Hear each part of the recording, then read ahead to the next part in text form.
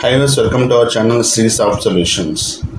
ఈ billing machine మనకి ముఖ్యంగా టెంపుల్లో కొన్ని షాప్స్ ఉంటాయి. మన దర్శనంకి వెళ్ళేటప్పుడు కెమెరా అలాగే మొబైల్ ఫోను లగేజ్ పెట్టి మనం దర్శనం వెళ్ళాల్సి ఉంటుంది. అటువంటి షాపులకి బిల్లింగ్ మిషన్ చాలా చక్కగా ఉపయోగపడుతుంది. అలాగే మనం అమ్యూజ్మెంట్ పార్క్లో మనకి రోప్ వే అని లేదంటే ఇంకోటో ప్లే ఐటమ్స్ ఉంటాయి. వాటి ఎక్కడైనా విడిగా టోకెన్ తీసుకునే మనం ఎక్కాల్సి ఉంటుంది. అటువంటి వ్యాపారస్తులకి బిల్డింగ్ మిషన్ చాలా చక్కగా ఉపయోగపడుతుంది. అదేవిధంగా మనకి రైల్వే స్టేషన్ లేదంటే కాంప్లెక్స్లో లగేజ్ పెట్టుకుని మనం సైట్ సీయింగ్కి వెళ్తాం.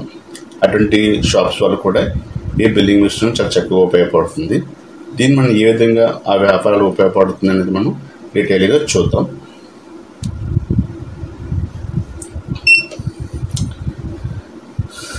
నేను దీంట్లో ఒక 2 రకాల ఐటమ్స్ వేసాను.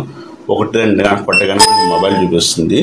అలాగే మనకి 2 నొక్కితే లగేజ్ బ్యాగ్ చూపిస్తుంది. అంటే మనం ఆ వ్యాపారం తగ్గట్టుగా ఎన్ని మొబైల్ ఫోన్స్ పెడుతున్నారు అలాగే ఎన్ని బ్యాగ్స్ పెడుతున్నారు అనేది మనం దీంట్లో ఎంటర్ చేస్తే ఒక టోకెన్ వస్తుంది. మళ్ళీ దర్శనం అయిపోయిన తర్వాత ఆ టోకెన్ ఇస్తే మనకి ఆ మనిషికి మనం తిరిగి మొబైల్ ఫోన్ కానీ కెమెరా కానీ లేదా లగేజ్ బ్యాగ్ కానీ లేదా ఒక చెప్పులు సంబంధించిన ఎన్ని చెప్పులు జత పెట్టారు అన్నది కూడా మనం వాళ్ళు వ్యాపారం చేస్తే అలాంటి ఐటమ్స్ కూడా ఎంటర్ చేసుకోవచ్చు. ఈ విధంగా మనకి ఏదైనా టెంపుల్స్ కానీ అమ్యూజ్మెంట్ పార్క్ కానీ రైల్వే స్టేషన్ కానీ ఏదైనా వస్తువు పెట్టి కొంచెంసేపు ఉంచి మళ్ళీ పట్టుకెళ్తా ఉన్న వాళ్ళకి అటువంటి వ్యాపారం చేసే వాళ్ళకి ఈ బిల్లింగ్ మిషన్ చక్కగా ఉపయోగపడుతుంది.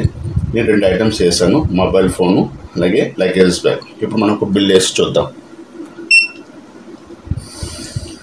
1 కొట్టాను, ఎంటర్ క్వాంటిటీ మొబైల్ ఫోన్. నేను ఒక 3 మొబైల్ ఫోన్స్ ఇచ్చాను. ఒక్కోదానికి 20 రూపాయలు. సో 3 ఇచ్చి ఎంటర్ కొట్టాను. అది మళ్ళీ క్యాషా యూపీఐ అడుగుతుంది.